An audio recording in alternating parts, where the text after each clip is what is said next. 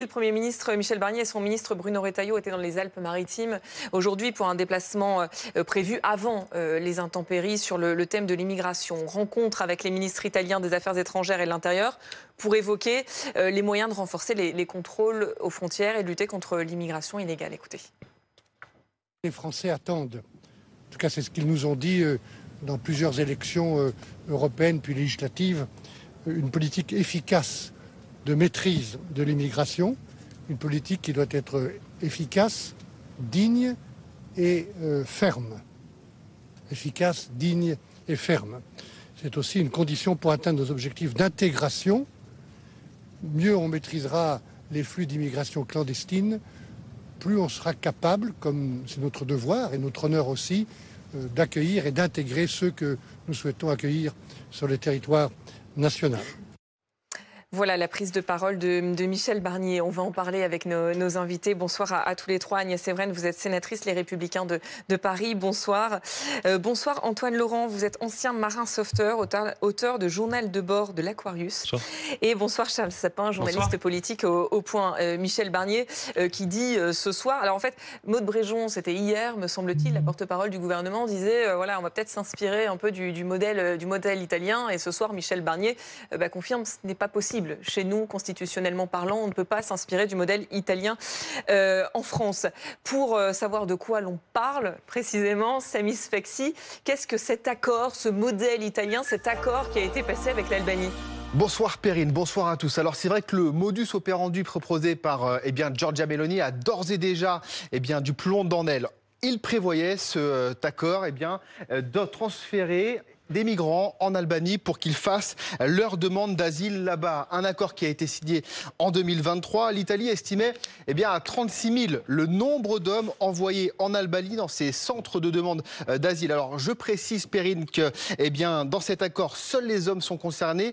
Les femmes et les enfants ne peuvent pas être transférés. Et alors que ces 16 premiers migrants venaient d'arriver avant-hier en Albanie, ce projet de Giorgia Meloni s'est heurté à un obstacle de taille puisque la justice italienne aujourd'hui a décidé de retoquer et d'invalider tout simplement la rétention de ces 16 migrants.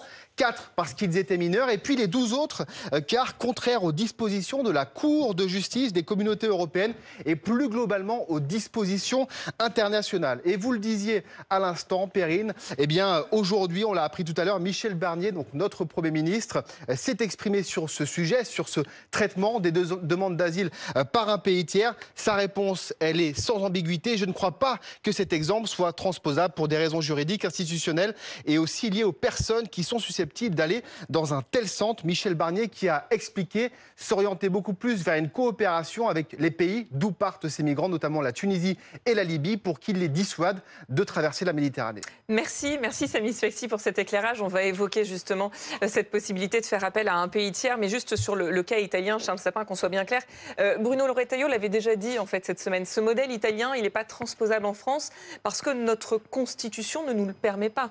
Alors, ce n'est pas qu'une raison constitutionnelle. En fait, il y a deux choses dans ce modèle italien. Il y a finalement, dans l'esprit, il y a quelque chose qui pourrait être transposable, c'est-à-dire gérer une partie des flux, en fait, le sous-traiter par des pays tiers. C'est-à-dire faire en sorte que la demande d'asile soit instruite avant que l'étranger entre en France. Ça, c'est quelque chose... Ou après, c'est-à-dire au moment s'il y a une OQTF. Mais ça, c'est quelque chose sur laquelle le ministère de l'Intérieur travaille. Après, la différence fondamentale avec l'Italie, c'est que, si vous voulez, le cas italien et ce qui se passe avec l'Albanie, c'est qu'ils prennent finalement des migrants qui sont en train de traverser la Méditerranée, qui ne sont pas encore arrivés dans le pays italien.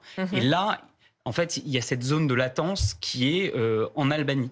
En fait, c'est une différence avec la France parce que pour des raisons géographiques, en fait, nous, les gardes-côtes prennent moins en charge des migrants dans la Méditerranée que s'ils s'approchent plus des côtes italiennes pour des proximités géographiques. Et puis, en plus, la grande différence, c'est que l'Italie, si vous voulez, a une immigration qu'on dit une immigration qui est parcours, c'est-à-dire il traverse l'Italie, mais il n'y s'y arrête pas, alors que la France, c'est une immigration qui se sédentarise en France. Alexander Nikolic nous a également rejoint. Vous êtes député européen du Rassemblement national. Bonsoir. Alors, voilà, le débat est clos sur le modèle italien en France, parce qu'il y a aussi des raisons de constitution. Je relis le préambule de la Constitution. Tout homme persécuté en raison de son action en faveur de la liberté a droit d'asile sur les territoires de la République. Et Bruno Retailleau avait aussi expliqué que, voilà, de toute manière, chez nous, ce n'était pas transposable. Parce que le territoire de la République, c'est aussi l'ambassade ou le consulat. Et donc, nous, c'est... Est-ce que vous regrettez qu'on ne puisse pas s'inspirer du modèle italien, de cet accord qui est passé avec l'Albanie ? Alors, moi, c'est ce que je vous dis. On peut respecter justement la Constitution en faisant en sorte que la demande d'asile se fasse dans les ambassades françaises, dans les consulats français, dans les pays d'origine. Et ensuite, on traite la demande d'asile et si elle est recevable, il faut accélérer les procédures. Et bien là, on pourra recevoir, mais ça doit, encore une fois, être dans un cadre d'un asile très restrictif. Le problème... Mais sur le modèle italien, est-ce que ça vous choque, cet accord qui a été passé avec l'Albanie ? Moi, je crois que c'est assez marginal, ça ne me choque pas. Je crois évidemment que l'Italie essaie de faire en sorte que les demandeurs d'asile ne soient pas sur leur territoire. L'Albanie a envie de rentrer dans l'Union européenne, donc ils essaient de donner des gages et donc ils acceptent de les accueillir momentanément dans des centres de rétention très... Mais le vrai problème qu'on a, si je peux me permettre, c'est j'aimerais juste, pour être très clair sur ce qu'il se passe en Albanie, parce que c'est un peu compliqué en fait, entre les déclarations d'Ursula von der Leyen, l'idée des centres de rétention, la proposition de Bruno Retailleau sur les pays tiers et l'accord avec l'Albanie. Je pense qu'il faut aussi clarifier les choses pour qu'on sache réellement de quoi on parle. L'Italie, cet accord qui est passé avec l'Albanie, qu'on soit bien clair, on parle de demandeurs d'asile qui n'ont pas foulé le sol italien, qui sont interceptés en mer, qui sont amenés, donc ce sont des demandeurs d'asile, ce ne sont pas des étrangers illégaux, ils ne sont pas en situation d'irrégularité, ils demandent l'asile. Peut-être qu'ils le seront plus tard quand leur demande d'asile seront... Mais au moment où ils font leur demande d'asile, ils ne sont pas dans une situation irrégulière. Néanmoins, l'accord qui est passé, c'est qu'ils sont mis dans des centres qui sont en réalité des centres de rétention. Ils sont surveillés par la police, enfermés. Est-ce que vous trouvez ça normal ? Je vous pose la question à l'un et à l'autre, que l'on traite de la sorte des personnes qui ont fui leur pays pour des raisons, pour des raisons de guerre ou autres, puisqu'ils sont demandeurs d'asile. Parce que quand on regarde les chiffres précis, c'est une très grande majorité des demandeurs d'asile qui ne voient pas leur demande d'asile acceptée. Mais est-ce qu'à ce stade-là, vous trouvez ça normal qu'ils soient placés dans des espèces de centres de rétention, alors même qu'ils ne sont à ce stade que des demandeurs d'asile ? Agnès Evren, peut-être. Répondez, puisque vous allez au bout de votre raisonnement. Non, je vais au bout du raisonnement. Une très grande majorité est déboutée. Et ensuite, ce qu'on constate, c'est que 96% de ceux qui ont leur demande d'asile déboutée, au final, restent sur le territoire français, en l'occurrence. Je n'ai pas les chiffres précis sur l'Italie. C'est un petit peu plus, je crois, parce qu'en Italie, ensuite, quand ils sont clandestins, ils peuvent être mis dans des CRA, mais ils en ont moins de personnes qui ont des OQTF, et ils peuvent rester 18 mois. Donc, ils arrivent à expulser un peu plus, et ils ont un accord précis avec la Tunisie. Le problème qu'on a, nous, c'est qu'on a 700 000 clandestins sur notre sol, donc on ne contrôle rien. Donc, on sait très bien qu'il n'y a même plus besoin de redemander un asile ou pas, puisqu'au final, on reste sur le territoire français presque en toute impunité, excepté avec le Maroc, parce qu'il y a eu un accord en accordant plus de visas récemment. Mais ce que je veux dire, c'est que c'est toujours dans le même sens. Le rapport de force, il se fait toujours qu'au final, on n'arrive pas à expulser. Et je viens de visiter un CRA, si je peux me permettre, parce que bon, je vous laisse parler, mais c'est important qu'on comprenne bien la situation et pourquoi il y a ce problème. Agnès, alors, je pense que sur ce sujet-là, il faut désormais arrêter de toute façon avec l'impasse idéologique. Il faut être désormais dans le pragmatisme. Et on voit bien, et ce qui est rassurant, c'est que tous les pays de l'Union européenne sont d'accord pour se mettre autour de la table et trouver des solutions. Parce qu'aujourd'hui, on voit bien, il y a 7 Français sur 10 qui considèrent que la politique migratoire de la France est beaucoup trop laxiste. Pourquoi ? Parce que la loi n'est pas respectée. 90% aujourd'hui des immigrés clandestins, malheureusement, restent sur notre territoire. Et moi, j'ai en tête les drames abominables qu'ont subis Lola et Philippine parce que leur meurtrier était visé par une OQTF, attention, et est resté sur le territoire. Donc l'écras, et c'est là... C'est important quand même d'être précis. Vous êtes en train de parler du meurtrier de Philippines. C'est une chose. Quand vous parlez de 700 000 clandestins, c'en est une autre. Mais je parle des OQTF. Non, j'allais être précis. Non, mais juste sur les chiffres, parce que ne mélangeons pas tout. Bien sûr. Les 700 000 personnes qui n'ont pas de papier dont vous parlez, ce sont des chiffres du ministère de l'Intérieur qui parlaient de gens qui travaillent en France, 700 000 qui travaillent avec des faux papiers ou sans papier. C'est 700 000 clandestins en tout. C'était les chiffres du ministère de l'Intérieur. Non, mais c'est pas ceux qui travaillent. Mais si on est précis, il faut l'être jusqu'au bout. En revanche, ce qui est sûr, c'est que, y compris chez les délinquants qui sortent, je vous ai dit, je viens de visiter un CRA, tous les membres, tous les retenus qui étaient présents dans ce CRA à Lyon-Saint-Exupéry sortaient de maison d'arrêt. Vous savez combien il y a de places en France métropolitaine pour mettre des personnes sous OQTF et les retenir au maximum 90 jours? Il y en a 16 000, alors qu'on a 700 000 clandestins. Donc ceux qui sont mis, ce ne sont que des délinquants, franchement, et même... Il y en a qui sortent, justement, qui ont une OQTF, qui viennent de commettre parfois des délits ou des crimes graves. Et ils ressortent en ayant une OQTF et ils sont assignés à résidence. Ils sont assignés à résidence parce qu'on a même plus de place dans les CRA. Et pourquoi on n'a pas de place? Parce que les procédures sont bloquées, comme on est dans un rapport avec les pays d'origine où on n'arrive pas à expulser alors qu'ils sont identifiés. Et je rappelle juste, parce qu'on parlait 16 000 places, écoutez, on a 60... Alors, on va écouter Agnès Evren, et après j'aimerais qu'on écoute Antoine Laurent, s'il vous plaît.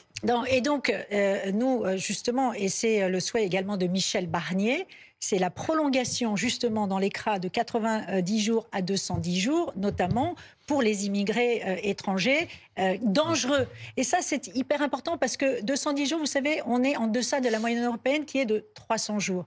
Et je pense que sur ce sujet-là, il faut en effet, encore une fois, du pragmatisme. Et c'est pour ça, on discutait encore de savoir si la loi immigration était opportune ou inopportune. Évidemment qu'elle est nécessaire. Pourquoi? Parce qu'il faut désormais, moi je parle du plan national, il faut désormais rétablir le délit de séjour irrégulier.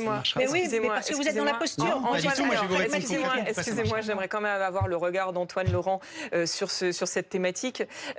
Vous qui êtes ancien marin sauveteur, qui avez été au contact de toutes ces populations qui viennent trouver refuge ou qui viennent en France pour des raisons économiques, quel regard vous portez sur ce débat autour de l'immigration? Attristé et vraiment en colère en vous écoutant. Parce que si vous voulez qu'on fasse preuve de pragmatisme et qu'on sorte de l'idéologie, alors il va falloir retourner le raisonnement. C'est-à-dire ? Le système que vous prenez, il existe déjà. Le délit de clandestinité, ou comme vous l'appelez, il existe déjà. Il a été supprimé par François Non, mais il existe déjà. Un OQTF, c'est le principe. Vous recevez un ordre de quitter le territoire, donc vous êtes dans l'illégalité. C'est pas appliqué, pourquoi? 90% des OQTF. C'est pas appliqué d'une part parce qu'on en octroie énormément en France, y compris à des gens qui travaillent depuis des années en France et qui du jour au lendemain se retrouvent dans l'illégalité parce que leur titre de séjour périme, parce que le système administratif est totalement saturé. Et en fait, tout ça suit une logique qui est motivée par de l'idéologie pure, qui consiste à dire on ne veut pas d'étrangers, point barre, quel que soit son profil, et donc on va amalgamer. Et on n'en a jamais autant accueilli, mais qu'est-ce que vous ça n'est pas ce que je prône. Mais qu'est-ce que vous attendez, alors attendez, chacun. Parce qu'il y a quand même 100 000 OQTF qui sont prononcés chaque année. Juste, excusez-moi. Combien sont exécutés? On vous a laissé la parole. On vous a laissé la parole tout à l'heure. J'aimerais qu'on puisse quand même entendre Antoine Laurent aller au bout de son raisonnement. Pour le pragmatisme. Soyons concrets. Ce que vous prenez là, c'est par exemple ce que fait Giorgia Meloni, qui a été déboutée par la justice pour des raisons purement juridiques liées aux droits humains, c'est qu'on ne peut pas se permettre de renvoyer des gens qui sont récupérés par des bateaux militaires, donc sur une sorte de territoire italien, ensuite renvoyés dans un centre de rétention. C'est contraire au droit d'asile. Les gens ont des droits. Quelles que soient leurs origines, ils ont des droits. C'est protégé par le droit international. Ils ont le droit de demander l'asile s'ils le souhaitent. Vous dites, il y en a plein qui derrière, ne le reçoivent pas. Certes, mais ça peut quand même leur permettre d'avoir ce droit-là, de demander l'asile. C'est une filière d'immigration aujourd'hui. Oui, mais la loi n'est pas appliquée. Et c'est ce que les Français regrettent justement. Aujourd'hui, la loi n'est pas appliquée. Plus vous fermez les frontières, comme vous cherchez à le faire, et je ne cherche pas à ouvrir les frontières, il y a un moment donné, il faut savoir réguler la migration. Il faut la réguler. Je ne dis pas qu'il faut tout libérer, il faut la réguler. Bien sûr. La logique que vous suivez, parce que vous ne voulez pas d'étrangers, point bas, ça c'est votre logique. Mais non, mais attendez, là vous êtes dans la caricature, monsieur. Vous ne voulez pas d'étrangers, donc vous essayez de repousser les immigrés autant que possible, vous mettez toutes les... Je reviens juste rapidement sur la question du pragmatisme, parce que là, on est en train d'alimenter un système qui existe déjà depuis plus de 10 ans, et que vous voulez encore renforcer, remettre une pièce dans quelque chose qui existe déjà, de renvoyer les gens en Tunisie ou en Libye ou en Albanie si c'est là, pour le coup si c'est nouveau, mais derrière les gens ils retournent là-bas, ils sont dans des centres de détention, ils sont traités de manière totalement inhumaine, et ensuite ils repartent dans des filières de migration, ils redonnent de l'argent à des réseaux criminels, ils retraversent la Méditerranée et on les renvoie. Pourquoi on ne les renvoie pas dans les pays d'origine? C'est exactement ce qui se passe à Vintimille aussi, là où pourquoi on ne les renvoie pas dans les pays d'origine, monsieur? Parce que les pays d'origine ne les reprennent pas. Il y a un moment, il y a la réelle politique. Il faut changer le rapport de force. On va revenir. Juste me permettre, il faut savoir que monsieur fait partie d'une association, dirige une association. Les associations. Excusez-moi, juste, Charles Sapin, on va être clair. Aujourd'hui, ce qu'il se passe, c'est que vous dites pourquoi on ne les renvoie pas dans leur pays d'origine. Parce qu'il y a certaines personnes, et c'est d'ailleurs Bruno Retailleau qui disait il y a un moment donné, il va falloir qu'on essaie de mettre en place des accords avec des pays tiers pour y renvoyer des individus qu'on ne peut pas renvoyés dans leur pays d'origine pour des raisons politiques. Il cite par exemple le cas de l'Afghanistan. Il y a l'Irak, le Kazakhstan, il y a cette problématique-là, et il y a l'autre problématique qui est celle des laissez-passer consulaires. Exactement. Et là, pour le coup, il y a un bras de fer diplomatique qui va se mettre en place. Mais sur cette proposition qui est formulée par Bruno Retailleau, il dit voilà, réfléchissons à ça. Réfléchissons en fait à renvoyer des migrants qu'on ne peut pas envoyer en Afghanistan, etc., dans des pays tiers. Et quand on lit quand même les accords, il ajoute que des accords sont possibles avec le Rwanda, le Kazakhstan, l'Irak. C'est pas dérangeant qu'on puisse collaborer le Rwanda, avec l'Irak, avec le Royaume-Uni a essayé.